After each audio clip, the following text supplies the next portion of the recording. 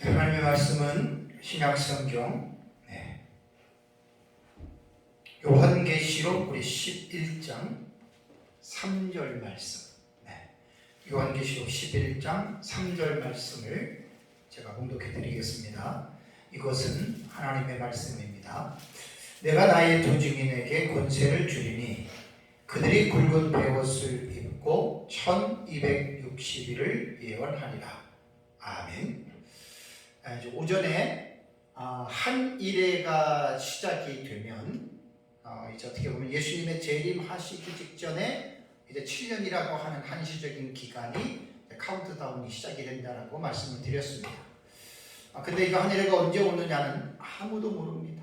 성경을 아무리 깊이 연구하고 기도 많이 한다고 해서 그 한 일회가 언제 몇 년 몇 월 며칠에 임하는 것은 절대 아니고요. 아무도 모릅니다. 그렇기 때문에 성경에 나타나는 이제 여러 가지 징조들을 통해서 이제 우리는 한 일회가 나타나게 되면 그 이전에 이제 뚜렷한 어떤 세 가지, 물론 여러 가지 징조들이 있기는 하겠지만 그 여러 가지보다는 세 가지 정도에 대한 중요성에 대해서 제가 이제 오전에 말씀을 드렸습니다. 첫 번째는 뭐냐면 7번째 제국이 이 역사 세계에 등장할 것이다. 근데 이건 단순한 제국이 아니라 성경에서 말하는 짐승 국가입니다. 짐승. 그러니까 짐승이라고 하는 용어는 다니엘서 7장에 보면은 그 짐승이라고 하는 용어가 나오잖아요, 그렇죠? 그다음에 이제 그 계시록 13장에도 이제 헬라어로는 이제 데리온이 되죠. 그래서 그 이제 짐승이 올라오는데 짐승은 다니엘에서는 이제 국가로 묘사를 했다면 요한계시록에서는 그 국가를 이끌어가는 통치자로서 이렇게 이제 요한계시록은 설명을 했습니다. 그래서 우리는 한 일회가 몇 년 몇 월 며칠에 도래할지는 건 아무도 알 수 없고, 다만 이제 역사 세계 속에서 그 한 일회가 도래하는 것은 분명하고, 그럼 그때가 되기 전에 어떠한 현상들이 나타날 것인가. 또 어떤 사람들은 한 일회 하니까 그 한 일회가 세대주의 해석이 아니냐 이렇게 말하는 사람이 있는데, 오전에 제가 말씀을 드렸습니다. 한 일회에 다니엘서와 요한계시록을 연결시켜서 한 일회의 해석법을 하는 것은 세대주의 해석법이 아닙니다. 초대 교부 이레네소 히폴리투스 또 그들이 해석했던 방법이고, 또 이레네우스와 히폴리투스가 해석했다고 해서 한 일회의 해석이 맞는다 이런 말도 아닙니다. 왜냐하면 그들이 그런 해석을 안 했어도 지금 이 시대에도 다니엘서와 요한계시록을 보다가 보면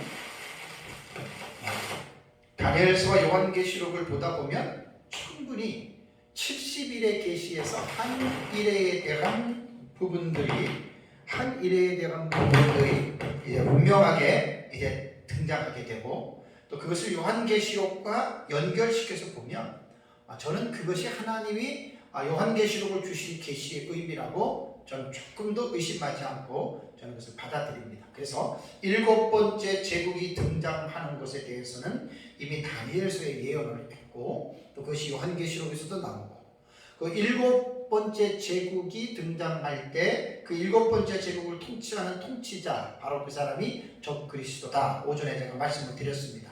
그러면 이제 세 번째, 한 일회 직전에 나타나는 뚜렷한 증거입니다. 이건 누가 뭐라 그래도 뚜렷한 증거가 이제 두 증인의 이제 그 준비가 되고, 이제 두 증인이 한 일회가 시작될 때 사역을 하거든요. 그러면 이제 두 증인에 관한 이 부분은 요한계시록 안에서 상당히 중요한 의미를 가지고 있는 내용이죠. 그래서 저는 두 증인을 이제 마지막 시대의 사명자들, 그러니까 마지막 시대의 사명자들을 이제 두 증인으로 해석하는데, 거의 이렇게 그 역사적 전천년은 마지막 시대에 활동하는 그러한 이제 사명자로서 거의 다들 이제 그렇게 보고 있습니다. 그럼 제가 서론적으로 이제 그 하나님께서 사용하시는 시대마다 사명자들을 통해서 하나님께서 일하셨던 또 하나님의 사역에 관한 이 부분에 대해서 이제 말씀을 드리겠습니다. 하나님은 역사 세계에서 시대마다 자기의 종들을 세우시고 또 그들을 통해서 하나님 자신의 일을 이루어 나가시는 분입니다. 이제 하나님은 이제 절대 주권의 하나님이시고 또 하나님은 모든 일들을 작정하시고 그 작정 속에 하나님의 예정이 들어가는 거예요. 예정은 하나님 어떤 사람은 선택하시고 어떤 사람은 유기하시고 거기가 이제 예정 안에 들어가는 거죠. 그래서 하나님의 작정 안에는 모든 일을 하나님이 주관하신다. 그렇다고 해서 어떤 운명론이나 숙명론 혹은 절대론, 결정론이라고 하는 그런 것과는 다릅니다. 왜냐하면 하나님께서는 세상을 지으실 때 자기의 자유로운 의지를 통해서 하나님은 자신의 영원한 계획에 따라서 말씀으로 세상을 창조하셨어요. 그리고 하나님은 전지하신 분이기 때문에 모든 것들을 알고 계세요. 그래서 영원하신 하나님이 창세기 1장 1절에 태초 하나님이 천지를 창조하셨죠. 창조하시면서 만물의 영장으로서 인간을 지으시고 인간에게 하나님께서 창조하신 것들을 위임해서 다스리고 통치하라고 인간에게 영장의 지위를 주셨거든요. 자, 그러면서 하나님은 이제 그 인간 세계에서 어떠한 일이 일어날 것에 대해서 하나님이 일일이 다 정한 것 그거 아니에요. 그렇게 생각하면 큰 오산이 되는 게 하와가 선악과를 따먹은 건 하나님이 예정해서 따먹었다 그거 아닙니다. 절대로 그런 거 아닙니다. 이건 사실 하나님의 어떤 사역에 대해서 나타나는 일인데 이것 좀 이야기하다 보면 좀 시간이 갈 것 같아서 이건 좀 제가 넘어뜨겠습니다. 어쨌든 그 아담과 하와가 만물의 영장으로서 에덴에서 하나님과의 이 모든 것들을 너희 마음대로 하지만 선과 악을 알게 하는 나무의 열매를 따먹지 말아라. 창조주 하나님으로서 피조물 인간과의 언약을 할 수 있는 겁니다. 그것은 하나님의 절대적인 주권에 의해서 맺어진 언약이죠. 근데 어쨌든 아담과 하와가 선악과를 따먹죠. 그러고 나서 이제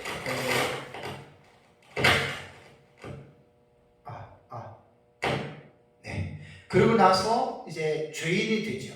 죄인이 되고 나서 이제 아담과 하와가 이제 에덴 동산에서 이제 쫓겨나잖아요. 쫓겨나기 전에 창세기 3장 15절에 원시복음, 그 여인의 후손에 대한 계시를 하나님께서 하십니다. 그러고 나서 이제 아담과 하와는 에덴 동산에서 이제 쫓겨납니다. 자, 그때부터 하나님께서는 죄인들을 구원하시기 위한 역사를 시작하십니다. 그러니까 역사라고 하는 것은 시간과 공간 세계 안에서 일어나는 일들이거든요.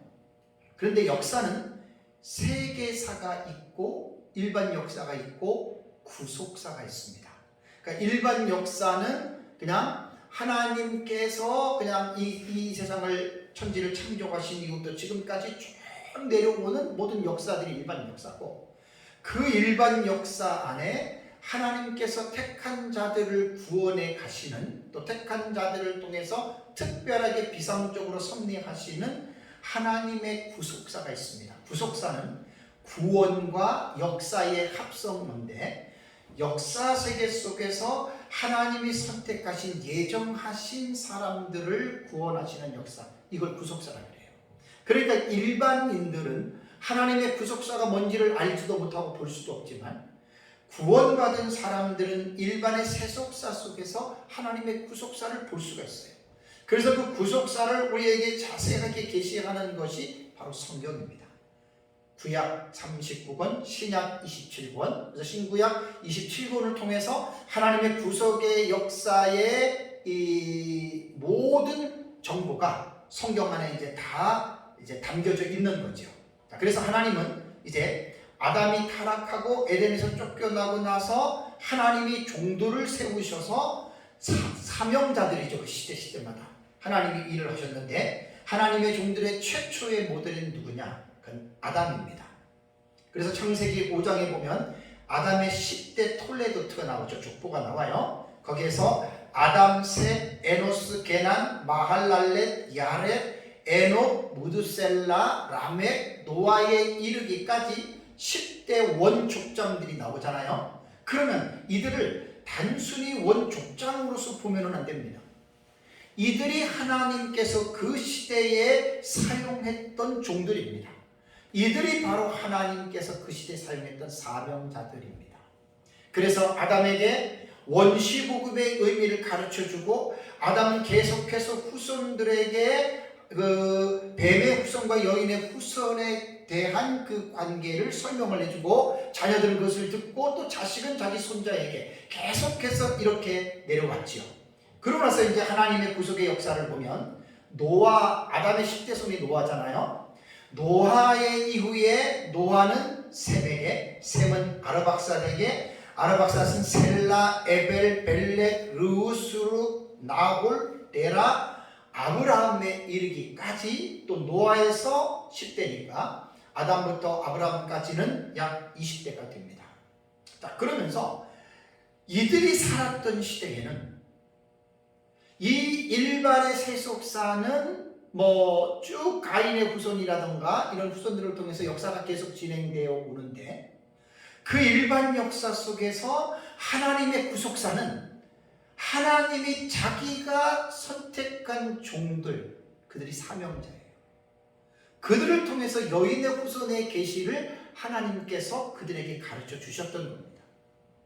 그러고 나서 이제 아브라함 이후에는 아브라함과 이삭과 야곱과 12아들 중에 또 유다의 지파를 통해서 이 하나님이 그 시대에 하나님의 자신의 뜻을 이어받아서 여인의 후손의 계시를 이어가는 그러한 이 사람들을 종들을 사용하는데 이제 그것이 이제 아브라함 이후에 쭉 나타납니다. 그리고 아브라함 이후에 야곱의 후손들이 애굽으로 내려가서 약 430년 동안 애굽에서 거하지요. 그래서 애굽에서 거주하는 기간에도 하나님은 어느 시대든지 간에 어떠한 장소이든지 간에 하나님은 자신의 구속의 역사를 이루기 위해서 시대마다 하나님 마음에 합한 자들, 그래서 하나님의 절대적인 주권입니다. 아브라함이 하나님 나를 택해주세요, 뭐 노아가 나를 살려주세요, 뭐 셋이 하나님 나를 통해서 뭐 이렇게 한 게 아니고 하나님의 절대적인 주권에 의해서 하나님의 섭리로 하나님께서는 시대마다 하나님은 이제 그 종들을 하나님이 세우셨다고 하는 사실입니다. 그래서 이스라엘 백성들이 애굽으로 내려가서 430년이 거하다가 출애굽을 하잖아요. 그때 하나님이 쓰신 종이 누구냐면 모세와 아론입니다. 레위 지파를 통해서 태어났잖아요. 그래서 하나님의 모든 것들은 절대 주권입니다. 그래서 모세가 이제 이스라엘 백성들을 이끌고 이제 광야로 들어오죠. 광야에서 40년 동안 그들이 이제 광야의 여정을 겪다가 모세는 가나안을 못 들어가고 모세의 그 부관이었던 여호수아가 이스라엘 백성들을 이끌고 가나안을 들어갑니다. 이것이 그 시대에 하나님이 쓰셨던 종들이고 이들이 바로 하나님의 역사를 이루어가는 그러한 사명자들이었다라는 것입니다. 가나안 입성 이후에 이스라엘 백성들은 약 350년 동안 사사들이 통치하는 그러한 시대를 맞게 됩니다. 물론 당연히 그때 하나님이 사용했던 12사사인가요? 그 사사들을 통해서 하나님은 자기의 뜻을 이루는 사명자들로 하나님이 사용하시고요. 사사시대 이후에 이제 사울을 초대 왕으로 이스라엘 백성들이 왕정시대가 되죠. 이 왕정시대에는 왕도, 제사장도 혹은 선지자들, 하나님은 시대마다 곳곳마다 한 사람을 쓰는 게 아니라 여러 사람을 쓰는데 우리가 그 사람들을 일일이 알 수가 없습니다. 지금 이 시대도 전 세계적으로 78억, 80억 가까이 되는 사람 중에 하나님이 쓰는 사람들이 얼마나 많습니까? 그러니까 우리는 일일이 알 수 없지만 제가 중요한 어떤 그 요점들만 지금 여러분들에게 말씀을 드립니다. 그러나서 이제 930년에 솔로몬의 범죄로 인해서 이스라엘이 남과 북으로 분열되지요. 분열왕국 시대에도 똑같이 이제 왕과 제사장과 선지자들을 통해서 하나님께서는 그 시대에 자신의 역사를 이루기 위해서 종들을 세우시고 또 하나님의 뜻을 이루는 사명자들로서 하나님이 사용하셨습니다.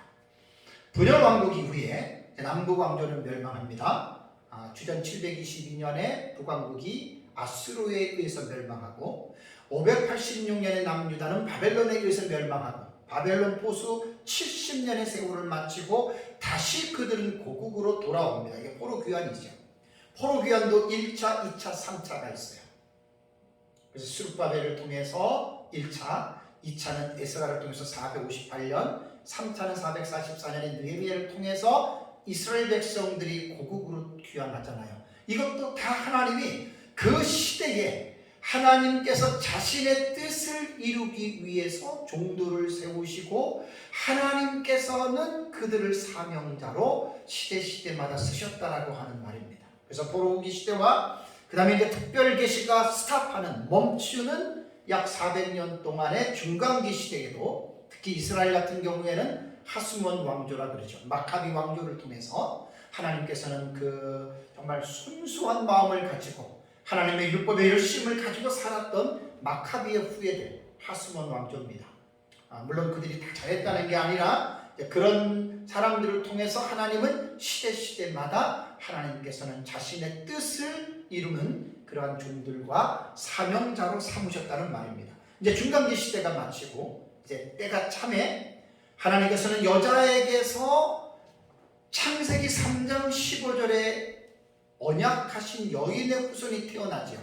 동정녀 마리아의 몸에서 예수 그리스도가 태어납니다. 자, 예수 그리스도의 성육신은 창세기 3장 15절의 예언의 말씀의 성취입니다.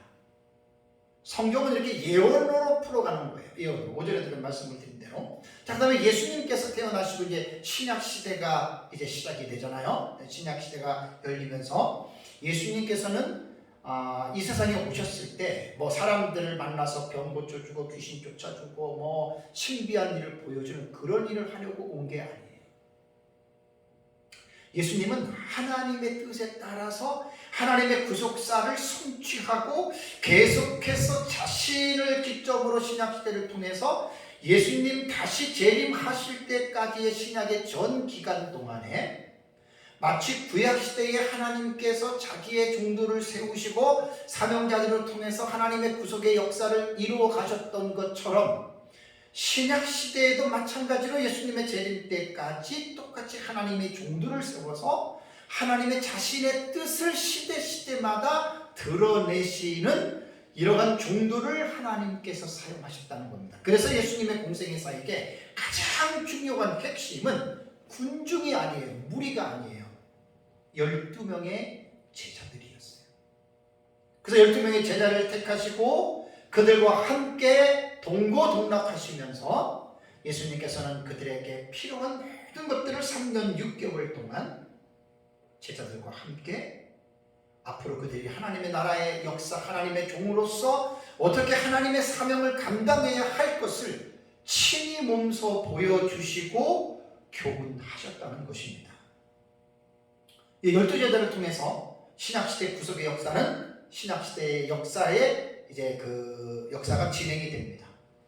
그래서 초대교회, 중세시대, 종교개혁, 그 다음에 근대, 현대시대를 통해서 오늘에 이르기까지 하나님은 시대마다 어떠한 나라든지 어떠한 장소이든지 간에 자기의 종을, 그래서 그것을 하나님의 종이라고 하는 거예요.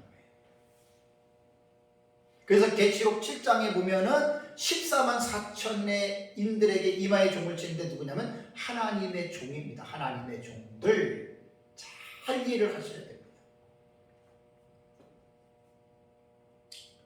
그래서 이제 2022년 오늘에 이르기까지 지금 이 역사는 인간이 주관하는 게 아니에요. 왜? 여러분 사람이 주관한다 그러면 인생은 길어야 70여 80여 100년이잖아요. 그럼 그 사람 죽으면 어떻게 이 역사를 이어갑니까? 그러니까 역사는 인간은 누구든지 간에 자기가 살고 있는 그 시대, 그 시간만큼 인간은 사는 거예요. 지금까지 약 짧아야 6,000년이고 뭐 긴 사람들은 더 길게 보는데 저는 성경적 연대 6,000년으로 하면 그렇게 누가 뭐라 해도 그렇게 봅니다. 그 적은 시간 아니잖아요. 그 시간을 누가 이 역사를 이끌고 가겠냐고요. 인간 아니에요. 사람 아니에요. 모세같이 위대한 하나님의 사람도 120세에 세상을 떠났어요. 엘리야, 엘리사, 스룹바벨, 여호수아, 느헤미야 다 한 시대에 하나님 앞에 쓰임을 받았던 종들이었지만 유한한 인간이기에 그들은 이 땅에서 그들의 사명이 끝나는 날 그들은 죽음을 당할 수밖에 없었다는 사실입니다. 그래서 역사의 주관자는 하나님이세요. 하나님이 세상에 대초에 하나님의 존재를 창조하시고 그 다음에 이 세상이 마치는 그 시점까지 역사는 하나님이 주인으로서 그분이 관리하고 계신다라고 하는 이 사실을 여러분 분명하게 믿어야 됩니다. 자, 그렇다면 하나님의 구속사는 이 땅에서 이루어진 역사예요. 영원한 역사는 시작도 없고 끝도 없어요. 근데 하나님의 구속사는 반드시 엔드라인, 마치는 선이 있어요. 마치는 시점이 있어요. 그때가 언제인지 모르지만 우리는 예수 그리스도의 재림으로 일단락되는 것은 분명합니다. 여러분, 단락이라고 하는 단어는요 그냥 끝나는 거예요. 근데 제가 단락이라고 하고 무슨 단락? 일단락이라고 하는 말은 우리말의 의미는 일의 한 단계가 끝나는 거예요. 여기서 이제 종말론에 대한 신학적 입장이 되는 거예요. 무천년의 종말론을 가지고 있는 사람들은 예수님의 재림으로 말미암아 이 세상의 역사 세계는 단락된다. 그 뭐예요? 끝났다 그 말이에요. 근데 저는 이 세상의 예수님의 재림으로 말미암아 이 세상의 역사는 어떻게 됐다고요? 일단락은 완전히 끝난 게 아니에요. 한 단계가 끝난다. 그래서 용어를 쓸 때에도 이제 풍성한 어떤 의미를 가지고서 여러분 이런 부분들을 이제 이해를 해야 됩니다. 자, 중요한 것은 예수 그리스도의 재림이라고 하는 역사의 가장 빅 하이라이트잖아요. 이거는 그냥 단순하게 이루어지는 사건이 아닙니다. 천지창조가 이 세상에서의 그 물리적인 세계를 창조하는 이 천지창조가 정말 엄청난 어떤 그 사건이라면 그것과 버금가는 것이 뭐냐면 예수 그리스도의 재림이에요. 예수 그리스도의 재림은 두 가지의 양극단적인 사건이 나타나죠. 예수님을 믿지 않는 사람들에게는 불신판입니다. 세상이 불로서 멸망을 받는 거예요. 엄청난 거예요. 노아 시대에는 물론 그 심판을 받았어도 물이 빠지고 나서 지구에 약간 변형은 있었지만 존재했잖아요. 근데 완전히 불로서 지구가 쓸모없는 상태로 예수님 재림하신 이후에는 심판을 받는다는 거예요. 물론 생명체를 가지고 있는 존재는 생존할 수 없습니다. 그게 이제 예수님의 재림이거든요.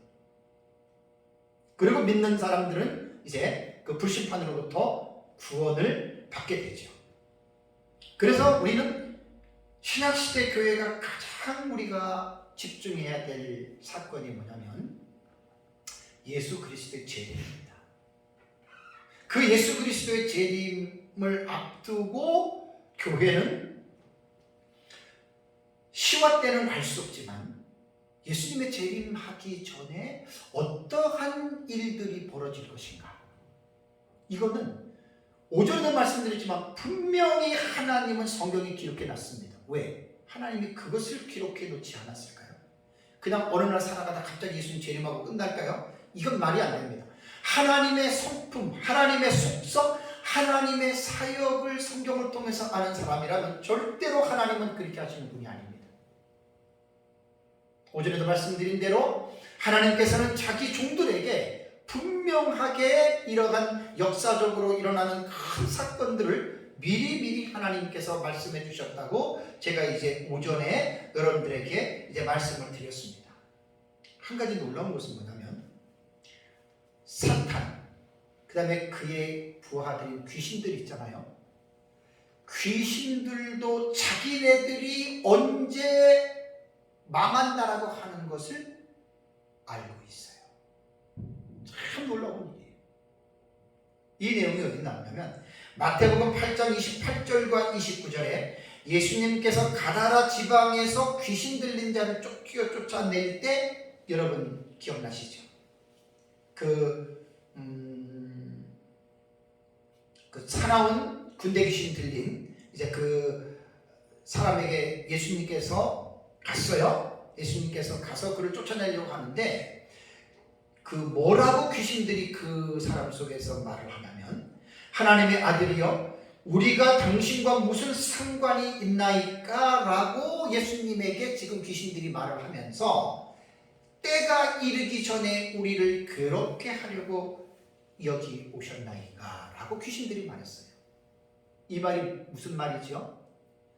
귀신들도 창세기 3장 15절에 여인의 후손이 내 머리를 상하게 할 것이요. 슈프라고 하는 히브리어 단어는 상하된다라고 하는 완전히 박살내는 거예요. 이 말은 사단의 세력을 계시록 20장의 무적행에 1000년 동안 감금하는 그게 아니라 완전히 사탄의 세력을 박살내는 겁니다. 그것이 계시록 20장 10절에 천년왕국이 끝나고 무적행에 갇혀있던 마귀가 풀려나오고 예수님께서 마귀를 잡아서 불과 유혹불 붙는 지옥으로 던져놓으면서 창세기 3장 15절에 여인의 후손이 계시가 거기서 사탄에 대한 계시는 완성이 되는 거예요. 그러니까 지금 마귀와 귀신들도 이 사실을 분명하게 알고 있습니다. 그러니까 하나님께서는 이 세상에 이루어지는 그 일들에 대해서 중대한 사건들에 대해서 하나님은 자기 종들에게 절대로 숨기시는 분이 아닙니다. 어떠한 방법을 통해서라도 하나님은 자기의 종들을 통해서 시대마다 자기의 구속사를 이루어가게 하시고 마지막 시대에 살아가는 하나님의 자녀들에게는 더더욱 그 종들에게 예수 그리스도의 재림 직전에 일어날 사실들을 하나님께서 가르쳐 주신다라고 하는 사실은 상식적인 입장에서도 우리가 그것을 부인할 수 없는 분명한 사실이라고 하는 사실을 여러분들이 기억을 하셔야 됩니다. 그래서 이제 이 세상이 지금 이렇게 역사가 진행이 되다가 예수님 재림하시잖아요. 그때가 언제인지 몰라요. 그러면 우리 사람은 모르지만 하나님은 그것을 아시잖아요.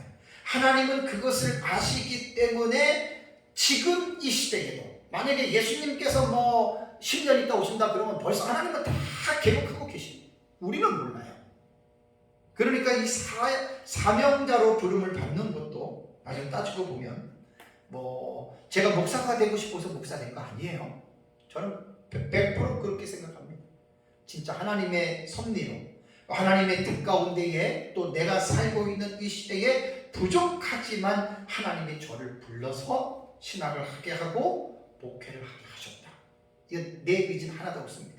다 100% 하나님의 그 섭리 속에서 이제 이루어지는 이제 그러한 일들입니다. 요한계시록을 연구하다 보면 예수 그리스도의 재림 직전에 하나님의 구속의 역사를 수종드는 하나님의 종들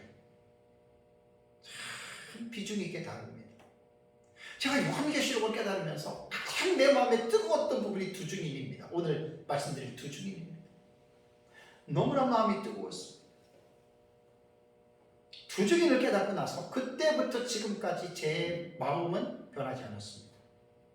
예수님 재림한 때까지 내가 산다면 정말 이 두 증인과 같은 사명자가 되어야 되겠다. 지금도 변함이 없고 앞으로도 변함이 없습니다. 물론 예수님 재림 직전에 제가 죽으면 그냥 천국을 가는 거고 내 시대에 만약에 예수님께서 재림하신다면 저는 무슨 일이 있어도 두 증인의 반열에 서고 싶은 게 저의 기대와 소망입니다. 제가 두 증인은 연구를 요한계시록에 많이 연구를 했기 때문에 나중에 책도 한 권 나옵니다. 두 증인 너무너무 중요합니다.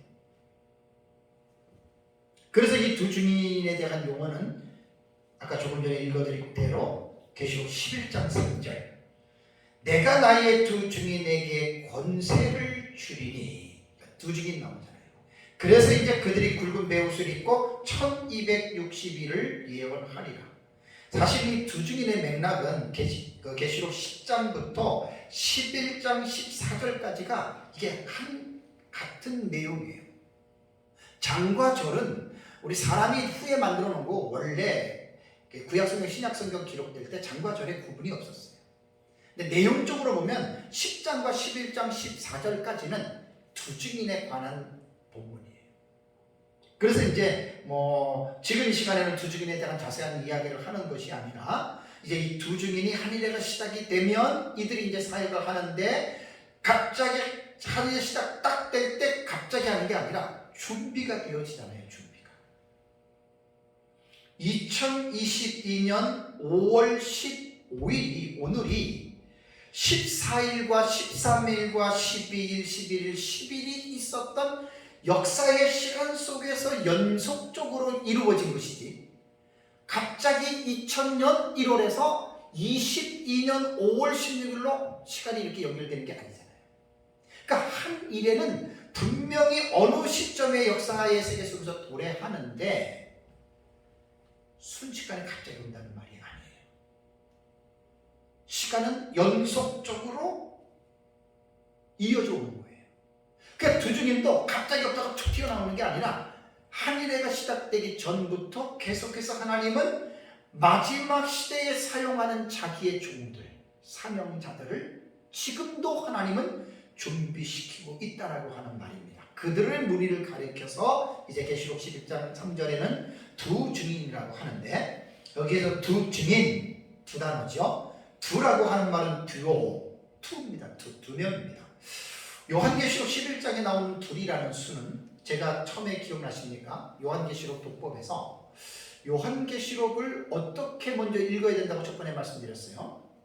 요한계시록은 문학적인 장르로 읽어야 된다고 그랬죠. 그래서 요한계시록의 내용은 묵시문학적인 형태예요.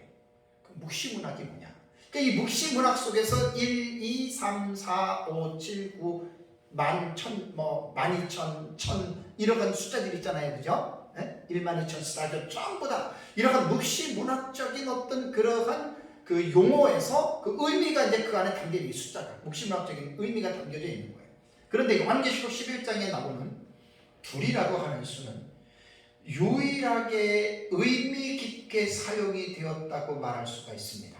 자, 단순하게 보면 둘이에요. 물론 복수죠. 둘이지만 이 둘은 문자적으로 둘을 말하는 것이 아니라 상징적인 수로서 이 둘은 인류 종말입니다.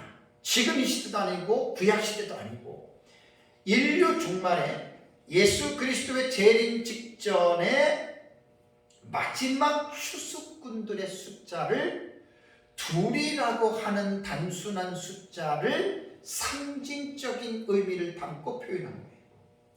둘이라고 하는 의미는 증인이라고 하는 말, 마르티스라고 하는 단어거든요. 증인, 위트니스예요. 영어로는.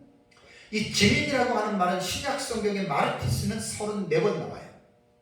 이것은 일반 헬라어 문헌과 거의 같은 용법으로 제 책에 보면 일반 그 고전 헬라어 용법과 신약 성경의 용법을 써놨는데 똑같은 거예요. 그러니까 신약 성경 이 마르티스도 두 가지 의미에서 확신할 수 있는 사실들에 대한 증인을 쓸 때 마르티스라고 하는 단어를 썼고 또 이게 신앙적으로는요 하나님의 진리에 대해서 확실하게 고백하는 증인으로 할 때 마르티스라고 하는 증인이라고 하는 단어를 썼습니다. 그러니까 두 증인은 두 사람을 말하는 게 아니라 세대주의는 단순히 두 사람이라고 얘기를 하죠. 우리는 이렇게 안 봅니다. 우리는 이 둘을 상징의 수로 봅니다.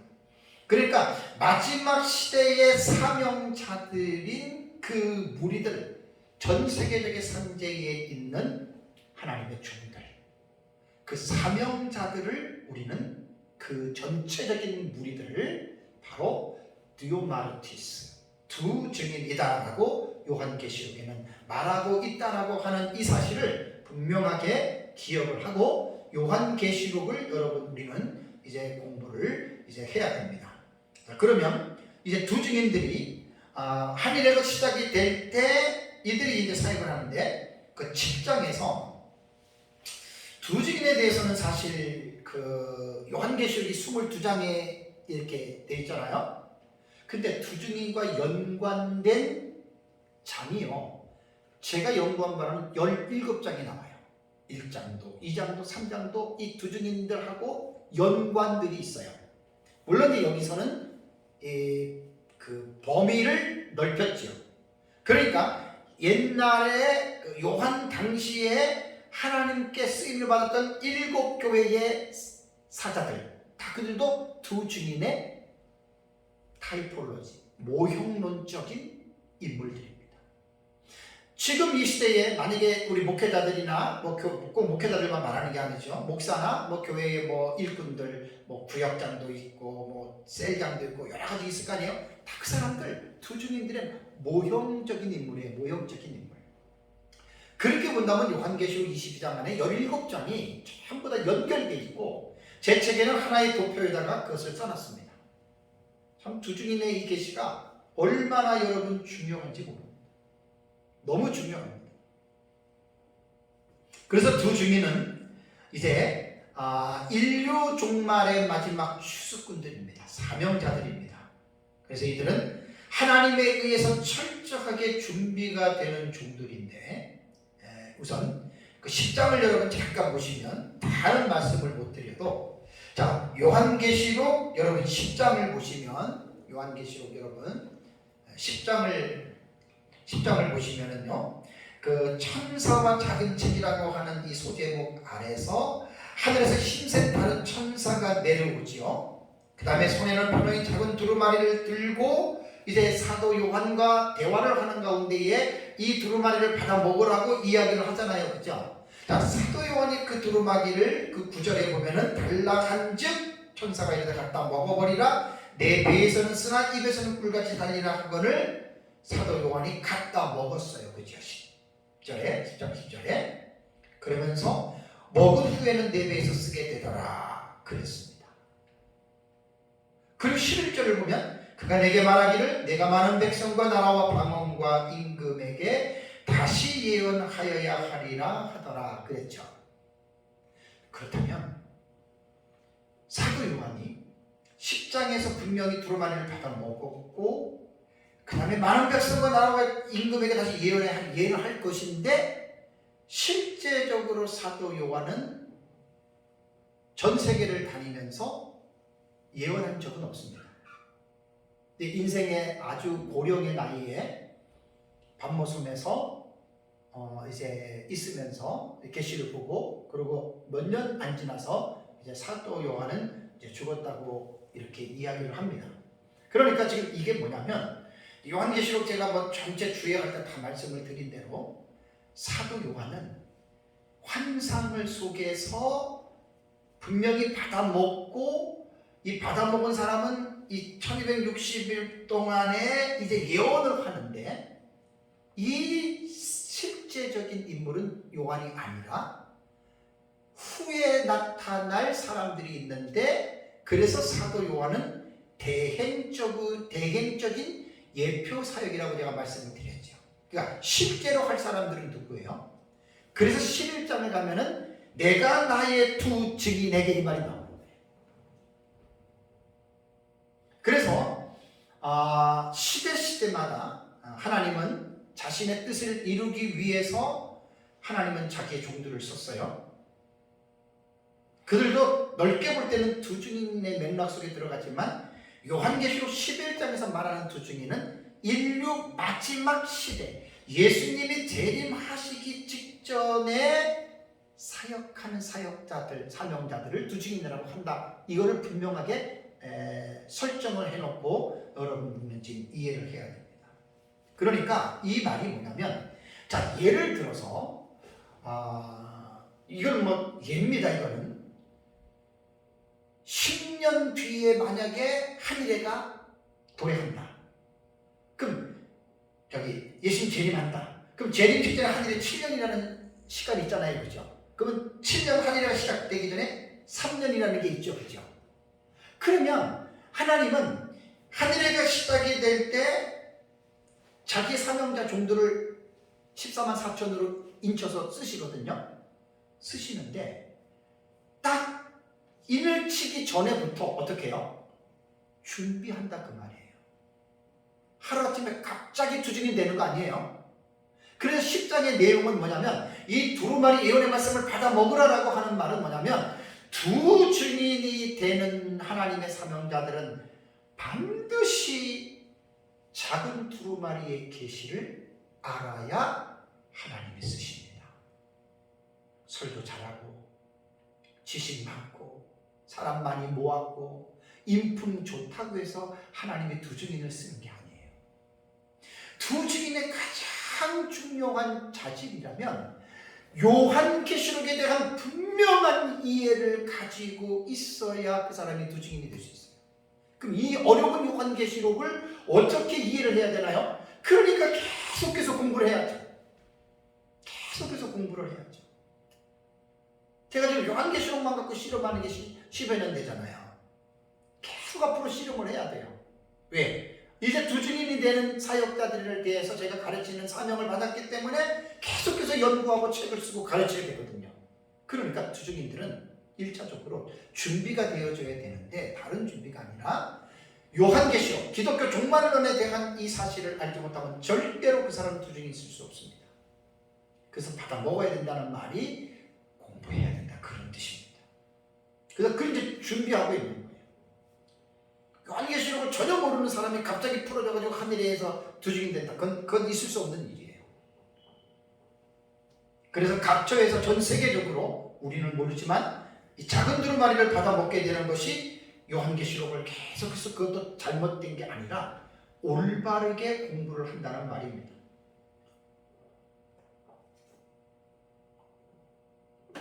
그래서 요한계시록의 말씀이 어떠한 내용인지를 분명하게 깨닫고 그런 사람들이 소중인데 이게 이제 준비가 되는 과정이고요. 또 하나는 우리 12장 1절과 2절을 볼까요?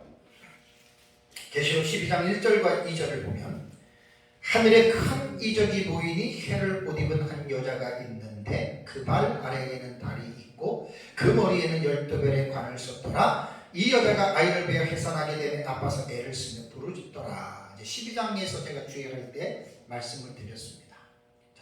마지막 시대에 하나님이 쓰시는 사명자들은 준비되어지는 과정이 지금 12장 1절과 2절에 지금 말씀하고 있거든요.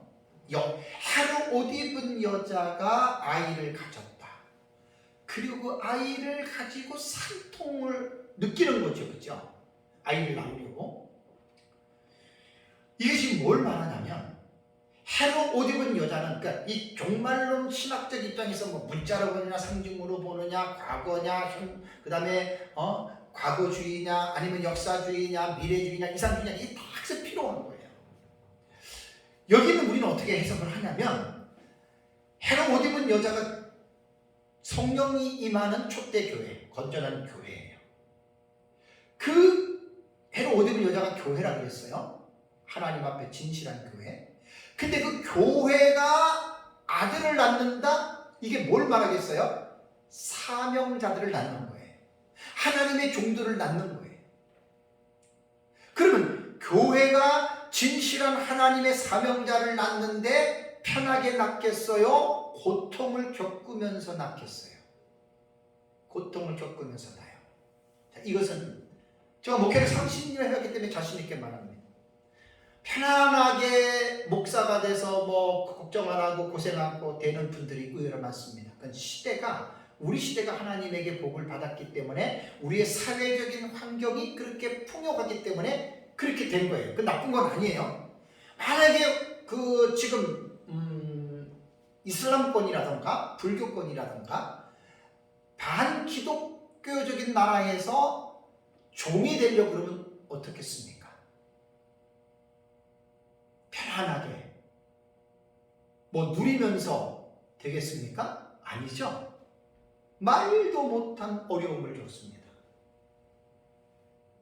이슬람권 같은 데서는 가족으로부터 버림을 받게 되고 뭐 인도 같은 데서는 또 종교 문제로 인해서 죽임도 당하기도 하고 이슬람권도 마찬가지예요.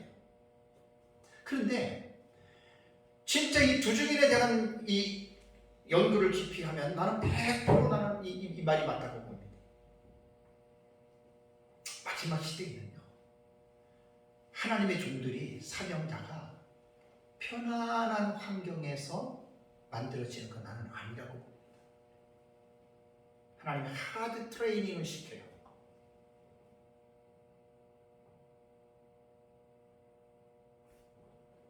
그래서 전 세계적으로 마지막 시대에 하나님 앞에 쓰임받는 두 증인의 종들은 반드시 고통이 있습니다.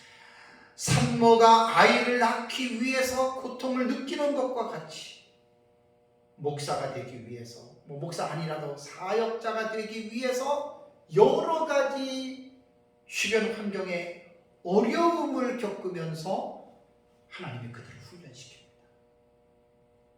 제가 만약에 요한계시록을 깊이 있게 깨닫지 못했으면, 올해가 목회 32년째인데 벌써 목회 자체를 내 스스로도 접었고, 아니 하지 않습니다.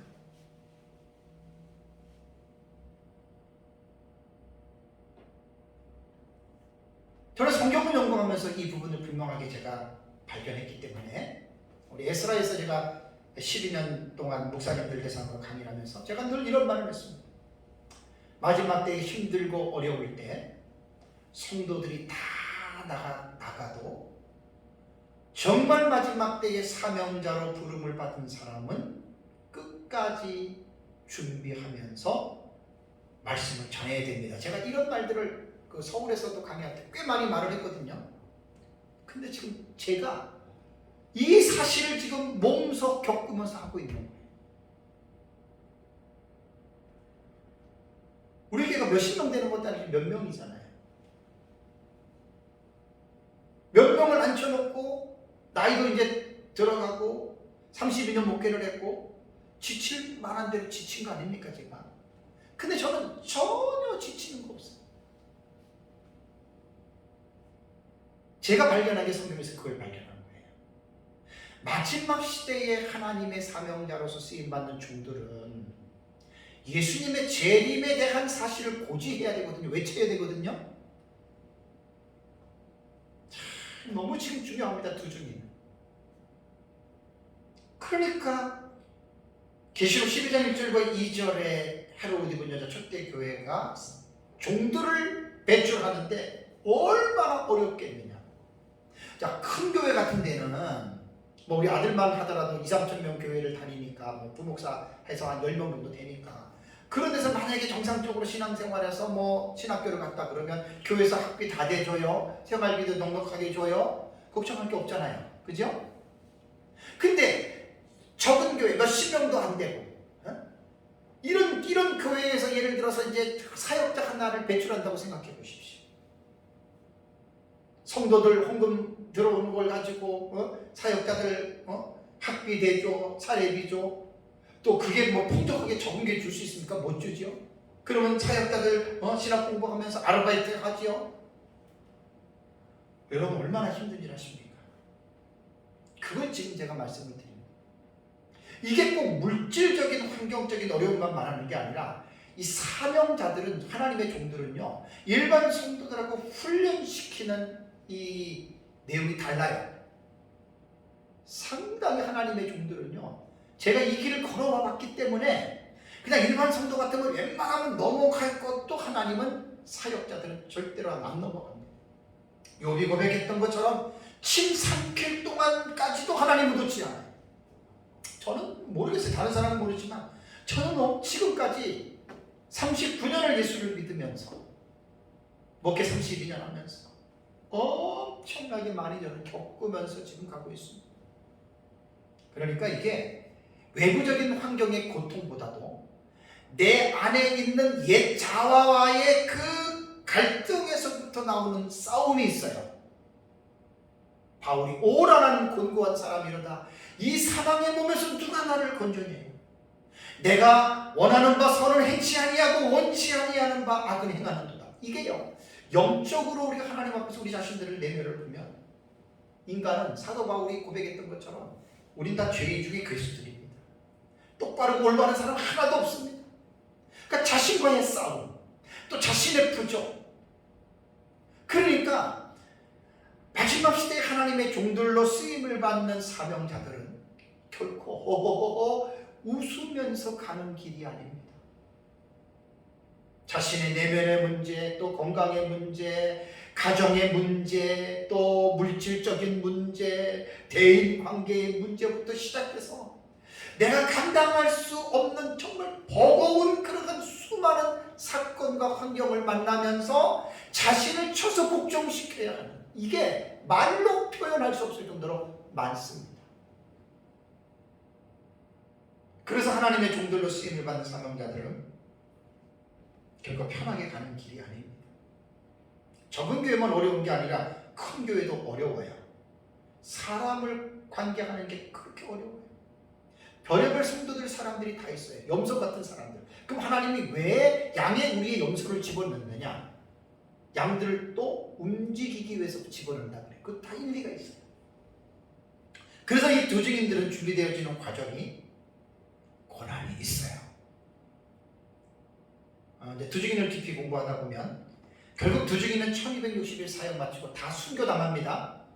그러니까 마지막 때의 사명자들은요, 뭐 내가 목회를 해가지고 뭐 이름을 내고 뭐 명예를 내고 뭐 편안하게 살고 뭐 좋은 차를 타고 다니고, 이런 사람들은 사실 어떻게 보면 두 증인의 자격에서 이미 탈락된 사람들이에요. 절대 있을 수 없어요. 제가 요한계시록을 연구를 하면서 얼마나 내용이 깊은지 몰라요. 그래서 등 따뜻하고 배가 부른 사역자들은 자기 자신을 절제하고 자기 자신에게 주신 하나님의 그 은혜들을 포기하지 못하고 등 따뜻하고 배부름을 만끽하는 사람들은 절대로 두 증인의 반열에서 하나님이 그 사람을 사용할 수 없다라고 하는 것을 저는 성경을 통해서 발견을 했습니다. 그래서 내가 뭐 성도가 없고 힘들고 어렵다고 해서 제 자신을 스스로 제가 뭐 어떤 자위하는 게 아니라 충분히 저는 고난 속에서도 제가 지금 견뎌나가는 것은 이러한 것 때문에 제가 지금 견뎌나가고 있습니다. 누가 뭐라 그래도 무시하는 사람이 있을 수도 있고 뭐 32년 목회했는데 뭐 그거냐, 괜찮아요. 그런 게 지금 저에게 문제가 안 돼요. 내 시대에 예수님이 재림하면 내가 과연 이 두 증인의 반열에 설 수 있을까? 그게 사실은 문제죠.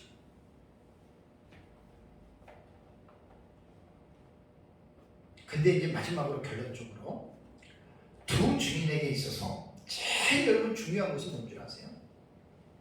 자격입니다. 아까 말씀드린 대로 하나님 나 두 증인 되고 싶어요. 하나님 저 두 증인으로 써주세요. 그래서 쓰는 거 아니에요. 절대 아니에요. 하나님의 100% 절대 주권입니다. 하나님의 주권에 의해서 하나님이 선택하십니다.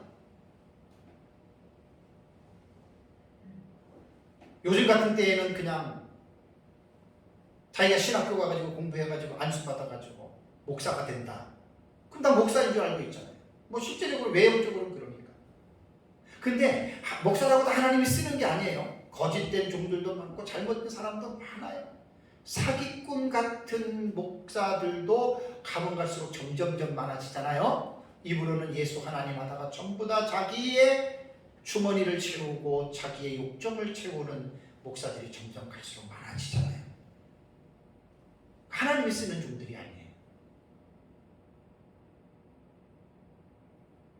요한계시록 안에는 하나님의 절대적인 주권 하에서 두 증인을 사용을 하는데 자격을 하나님이 분명하게 우리에게 가르쳐 주셨어요. 14장 4절 5절 볼까요?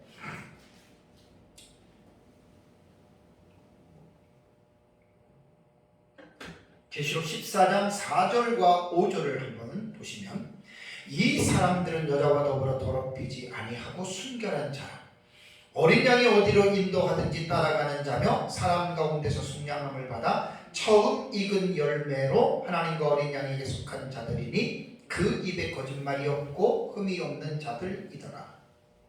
두 증인은 분명히 14만 4천 맞습니다. 7장에.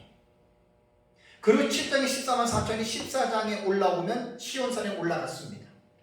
그러니까 두 증인의 맥락은 엄청나게 깊고 넓어요.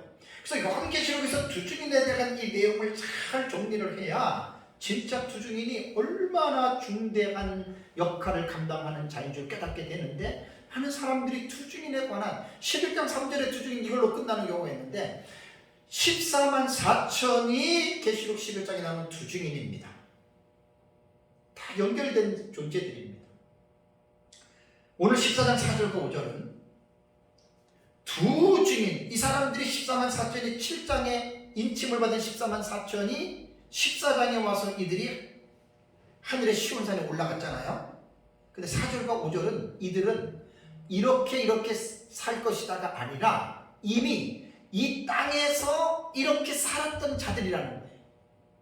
그러니까 이렇게 살았던 자들을 하나님이 골라서 예수님 재림 직전에 하나님께서 자기의 종들로 인쳐서 사용하신다, 그런 말입니다. 4절과 5절은 세 가지 유형의 5가지의 자격 조건이 달린 말입니다. 세 가지 유형이 뭐냐면, 첫 번째가 신학적 자질입니다. 4절에 이 사람들은 여자와 더불어 더럽히지 아니하고 순결한 자라라고 하는 이 말은, 교회는 무엇보다도 하나님의 계시인 진리에 대한 분명한 이해를 가지고 있어야 됩니다. 성경을 잘못 깨닫고 성경을 잘못 알면 그 사람은 하나님의 종으로서 자격이 없는 사람입니다. 그래서 여자와 더불어 더럽히지 않는다고 하는 말은 요한계시록에서 여자는 교회를 의미하는 거예요. 그래서 참된 교회가 있고 변질된 음녀교회가 있는데, 그러니까 여기 여자는 음녀교회 말이에요. 그러니까 사역자들이 하나님의 진리에 올바르게 서지 않고 변질된 진리와 함께 그릇된 사상을 갖고 있는 게 여자와 더불어 더럽히는 것이다. 이게 바로 요한계시록 14장에 말하는데, 두 증인들의 첫 번째 자격은 신학적인 분명한 자격을 가지고 있어야 이 사람 하나님 쓰는 거예요. 두 번째가 뭐냐면 신앙적인 자질을 하나님 보십니다. 신앙적인 자질에는 두 가지가 있습니다. 첫 번째는 뭐냐면 하나님의 말씀에 대한 절대적으로 순종하는 자들. 4절에 뭐라고 그랬죠? 어린 양이 어디로 인도하든지 따라가는 자다. 이거를 이제 무천면에서는 14만 4천을 구원받은 총수로 보는 거예요. 구원받은 총수가 이제 세 가지 유형의 5가지 이렇게 못 살게 돼 있어요. 그건 시간이 이제 없으니까 잘 들어보세요. 절대적 순종은 뭐냐면 어린 양이 어디로 인도하든지 따라간다. 쉽게 말하면 이 세상에 살면서 어린 양은 말씀과 성령으로 우리를 이끌어가는 거예요. 내가 하기 싫어도 성령이 우리 속에서 말씀을 통해 살아가면 죽어도 해야 돼요. 여러분, 예수 믿으면서 이렇게 절대적으로 순종하면서 예수 믿는 성도들 봤어요? 구원받는 사람 절대 이렇게 못 살아요. 그래서 신앙이 주님이 말씀하시면 절대적으로 순종하는 거예요. 그래서 이제 두 번째가 뭐냐면 순교적 신앙을 갖고 있는 사람들이에요. 거기 보세요. 4절에 사람 가운데서 속량함을 받아 처음 익은 열매로 하나님과 어린 양에게 속한 자들이니 시간상 생략하고 결론만 말하면 순교당한 사람들 중에 첫 번째 부활자들이에요. 이게 바로 두 증인이에요. 1260일 마치고 11장에 보면 죽어요. 다 3일 반 만에 살아나죠. 그게 부활자들이에요. 하나님의 사역을 하면서 사역자들이 진리 때문에 나는 순교당한다, 그거를 무서워하지 않고 죽어요. 이런 사람을 하나님이 두 증인으로 쓴다, 그 말이에요. 다음에 세 번째는 뭐냐면 인격적 자질을 하나님 보세요. 여기도 두 가지가 있어요. 이 5절에 나오죠. 그 입에 거짓말이 없고, 여기도 나와요. 진실한 사람이 진실한 사람. 사람이 말하는 거 보면 그 사람을 알 수 있거든요. 그 입에 거짓말이 없어요. 찾으려고 해도 찾을 수가 없어요. 오늘날 구원받은 사람들이 얼마나 거짓말하고 얼마나 못된 말 하면서 살아가는 줄 아세요? 목사들도. 근데 14만 4천이 구원받은 자들이라고요? 그냥 성경을 깊이 있게 주의 못하면 절대로 14만 4천 구원받은 자들 아니에요. 특별히 하나님이 마지막 시대에 사용하는 하나님의 사명자들입니다. 진실한 인격을 갖고 있어요. 자, 신학이 올바라요? 믿음이 좋아요? 그럼 그게 뭘로 나타나야 돼요? 삶으로 나타나야죠. 말씀은 많이 알고 믿음은 좋다고 하는데 삶이 완전히 개척아니에요. 그건 신앙이 잘못된 거예요. 절대 믿음과 삶은 분리가 안 돼요. 다음에 두 번째는 뭐예요? 아무 흠이 없는 자, 거룩한 자.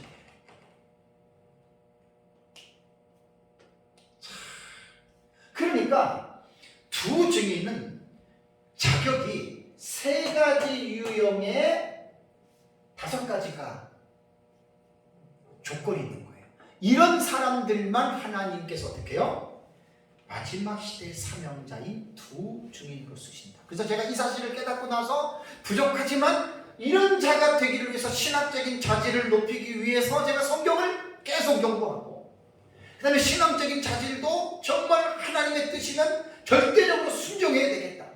그리고 내가 말씀 때문에 죽임을 당한다면 나는 기쁨으로 순교해야 되겠다. 이 자질을 갖고 있어요.